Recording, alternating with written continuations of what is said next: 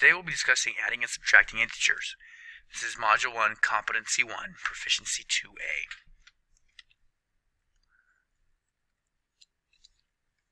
Let's look for a pattern. 4 plus 5. What is 4 plus 5? If you said 9, you're right. What about 5 plus 4? This is also 9. So we begin to see a pattern. Let's look at the next row. 5 plus 4 is 9, plus 3 is 12. So this is 12. But now they've been rearranged, and it's 5 plus 3 plus 4.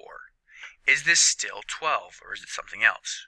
5 plus 3 is 8, plus 4 is 12. Ah, very interesting. 4 plus 5 is 9, plus 3 is 12. What's happening? I'm not here in class to ask you this question, but I want you to take a moment and think about what is happening. Next row. 6 plus 7 is 13, plus 8 is 21. Here I have 8 plus 7 plus 6, and here I have 7 plus 6 plus 8. Can you tell me what the answer is without even doing the math? Let's do the math. 8 plus 7 is 15, plus 6 is 21. Is that what you thought it would be? 7 plus 6 is 13, plus 8 is 21. Is that what you thought that would be? This is called the commutative property. What it means is that as the numbers commute, as they switch positions, as they switch order, as they move around within the equation, only separated by addition signs, the sum is still the same. And I want you to think about that as we add integers.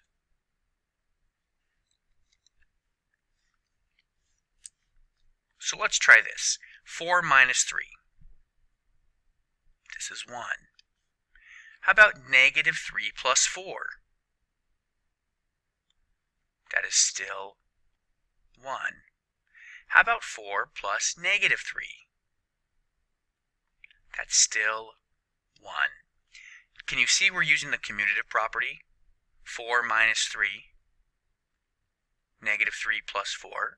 But as we commute these, we make sure that we keep the sign. So if this was a negative 3, this is still a negative 3. In this final example, we took the original problem, but rather than commuting it, we have added the inverse. Let's look at the next column. Sorry, next row. 5 minus 4. 5 minus 4 is 1. 1 plus 3 is 4. Now we've commuted. Negative 4 plus 5 is 1. 1 plus 3 is 4. Here we have added the inverse. 5 plus negative 4 is 1, plus 3 is 4. The final row, 7 minus 6 is 1. 1 plus 8 is 9. We commute. Negative 6 plus 7 is 1, plus 8 is 9. Then we add the inverse. 7 plus negative 6 plus 8. 7 plus negative 6 is 1, plus 8 is 9. So you can see that using the commutative property or using adding the inverse allows us to solve for numbers with different signs. Let's do some examples. The first thing that we want to take care of is any double signage. So here you can see we have a negative and a negative. Before we address this problem, before we try to solve it, we want to take care of signage. Anytime that you have different signs, so a positive and a negative, it's going to be negative. Negative and a positive, it's going to be negative. If you have the same sign, a positive and a positive, it's positive. A negative and a negative, it's positive. So different signs are negative, same signs are positive. So here we have same signs, so this is positive. Negative 80 plus 76. We can do this on a number line, or we can just add the inverse. So here we have 80 minus 76, which is 4. And because the larger number was 80, this is a negative. Here we have double signs. They're different, so this is just subtraction. Negative 77 minus 40. They have the same sign. We combine them with addition.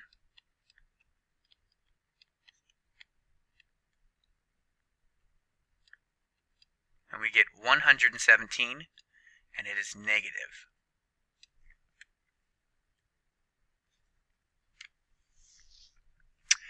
Again, we have double signage. They're the same, so it's positive. They're the same, so it's positive. And we have 61 plus 8 plus 21.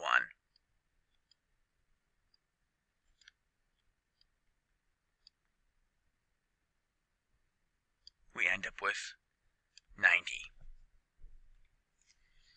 Example 4. Double signage here, which makes it a positive 30.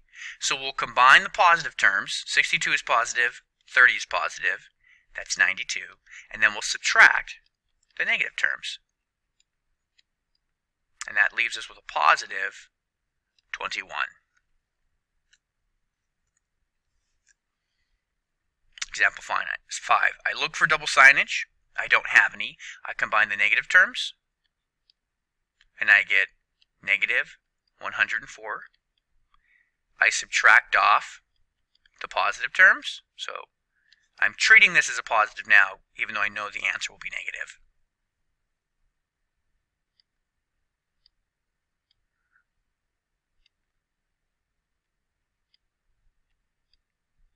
And I get a negative 69. Example 6. Deal with the double signage. I combine the positive terms, positive and positive, and I get 103. I subtract the negative, and I end up with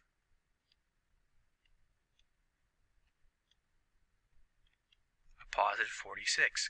Now notice, example 5 and example 6 were a very similar process. I had negative, negative, I combined those to get 104. Then I found the difference between 104 and 35, which was 69. And I know that that's negative because my larger number, the 104, was initially negative. In example 6, I combined my two positives to get 103. I subtracted off 57 to find the difference. And the difference is positive because 103 was originally a positive number. No sign, positive sign. So this was originally positive. Example 7. Take care of my double signage. Then I combine my positives. They're all positive now. So 52 plus 38 is 90. 90 plus 35 is 125. Example 8, I look for double signage. Here it is. So this is just subtraction. These are different, so it's just subtraction. So I'm subtracting 63. So I have negative 8 minus 58 minus 63. They're all negatives. I go ahead and combine them. So I start off with negative 66. And then I've got 63 in addition. And that leaves me with 129. And it's negative because all the terms were negative. Example 9. I look for double signage. Here's the double signage. So this is just minus 4. Here's double signage again. So this is just minus 29. So I have these two positive terms, 63 and 35, which I add to get 98. Then I have these two negative terms, negative 4, negative 29, which I combine to get negative 33. And then I can just do the subtraction. The larger number is positive, so my answer will be positive. And it is a positive 65.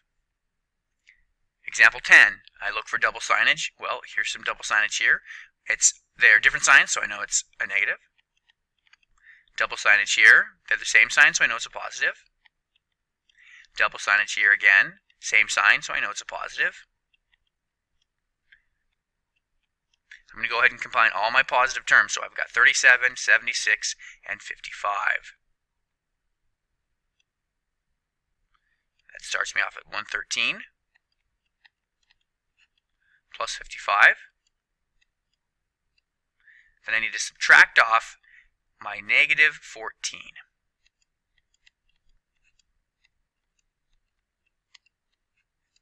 And we're done with the answer being 154.